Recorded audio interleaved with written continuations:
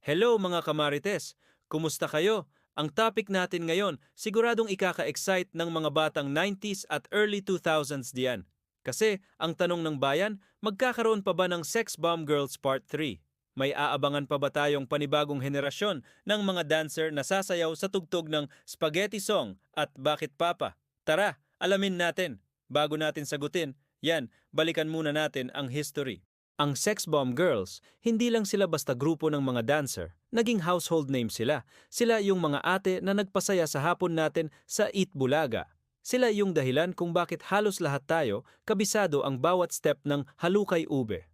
Ang original batch, kilala natin sina Rochelle Pangilinan, Aboy K.A. ang Reyna, si Jopay Pagya na super ganda, si Izzy Trazona, si Weng Ibarra, at syempre ang iba pang members na nag-iwan talaga ng marka.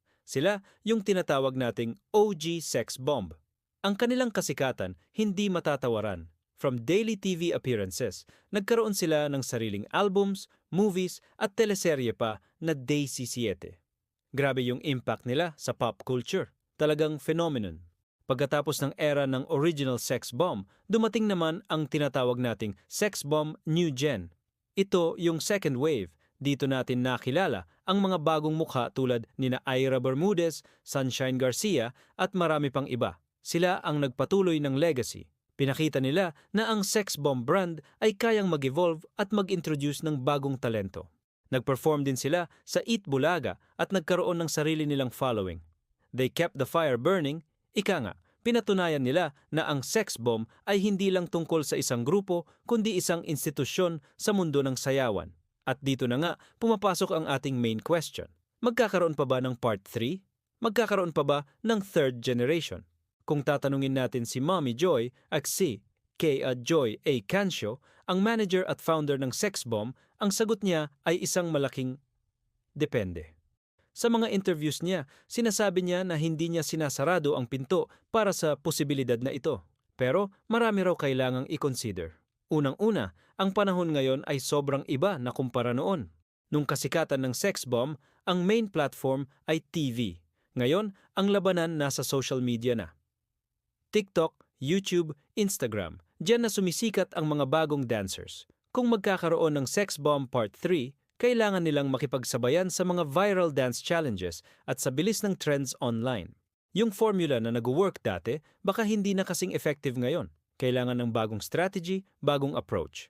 Pangalawa, yung dedication. Ang pagiging sex bomb dancer noon, hindi biro. Araw-araw na training, mahigpit na disiplina, at total commitment sa grupo.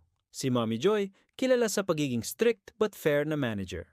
Hinahanap niya yung puso at yung passion sa pagsasayaw.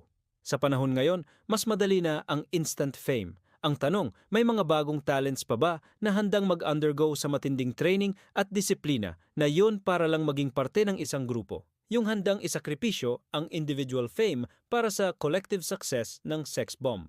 Pangatlo, ang demand ng audience. Tayong mga fans na lumaki sa Sex Bomb, syempre, excited tayo. Pero yung mas batang henerasyon, yung Gen Z, makaka-relate kaya sila? Magiging interesado ba sila sa isang bagong Sex Bomb Girls? O mas gugustuhin nilang suportahan yung mga solo content creators na napapanood nila sa TikTok? Para maging successful ang Sex Bomb Part 3, kailangan nilang i-capture hindi lang ang puso ng mga datihang fans, kundi pati na rin ang atensyon ng bagong audience. Pero alam nyo ba, may mga clues na posibleng mangyari ito. Pansinin nyo, yung mga original Sex Bomb members, active pa rin sila. May mga reunion performances sila at madalas silang mag-collab sa social media. Si Rochelle, nagpo-post ng dance videos. Si Jope, active sa vlogging. Si Ira, may sariling dance studio. Ang ganda ng samahan nila. Ito ay nagpapakita na yung brand, buhay na buhay pa rin. Yung legacy nila patuloy na nagre-resonate sa mga tao.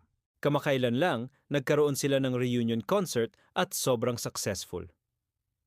Sold out. Patunay, yan na uhaw pa rin ang mga tao sa Sex Bomb. So, ano ang verdict? Sa tingin ko, hindi imposible. May pag-asa. Siguro, ang kailangan lang ay tamang timing, tamang mga miyembro at tamang diskarte sa marketing. Baka ang mangyari, isang hybrid approach. Isang grupo na active sa TV at the same time, sobrang lakas din sa social media.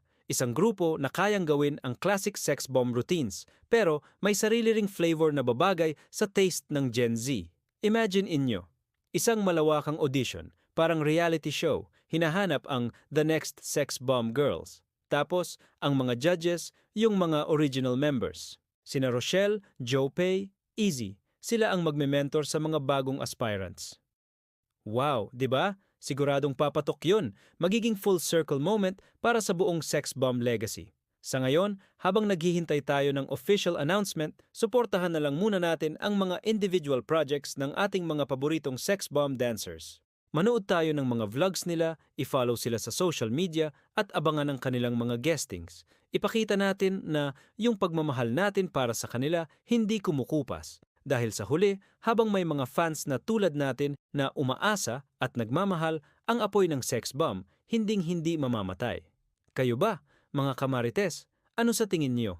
Gusto niyo pa ba ng Sex Bomb Part 3? O mas okay na sa inyo na manatiling classic na lang yung legacy ng original at new gen? I-comment niyo naman ang inyong mga opinion sa baba. Gusto kong malaman kung ano ang saloobin niyo. At yan muna sa ngayon. Huwag kalimutang mag-like, share at mag-subscribe sa ating channel para lagi kayong updated sa mga pinaka-latest at pinaka-exciting na showbiz chika. Salamat sa panonood at hanggang sa susunod na kwentuhan. Bye!